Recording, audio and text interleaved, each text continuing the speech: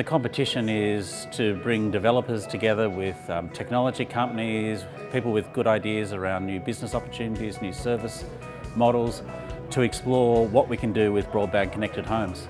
So the idea about Hack Days is to allow people to come and explore an area of interest without a particular fear of failing, to create a space in which they can come along and play with technology, whether they're a developer, a designer, and hopefully here more people with a bit more of a business kind of background so they can hack around with business models as well. Because people think of hacking, at best they think of computing, they probably even think quite negatively, but in the computer world hacking is a good thing. It's about playing with something, coming up with an innovative solution.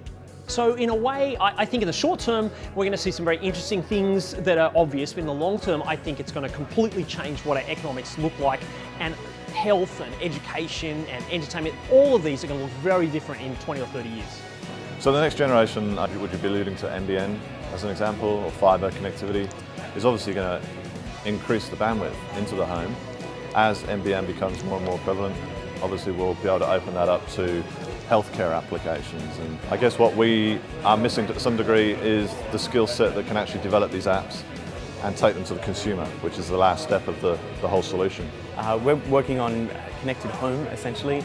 So finding out what's important to people and how we can support people's needs using connected home. So NinjaBlocks is attempting to take all of the devices in all of the world and provide a common API for them. And so an API is the way programmers connect to other services, and we're turning the world into software so that people can concentrate on creating amazing user experiences and the next generation of applications and services that communicate with the devices in your life. We're amazingly excited by the NBN. As I travel the world, everybody is just so jealous of Australia when we tell them that we're getting fibre to the home. Here really because we are hugely enthusiastic about supporting innovative technology companies as they seek to build, I guess, apps and services for the business community. So I'm here because we're experimenting with the new ideas for entertainment and media and how that would change in a new world where we don't have to be so concerned about bandwidth and the amount of connection we have with homes and consumers. People can actually be both consumers and producers of content and create a much broader and more diverse range of storytelling. Think about the NBN and some of these new applications. It's a network that will affect health, education, communities, entertainment, and businesses. Yeah, I'm really excited to be part of this Apps4Broadband.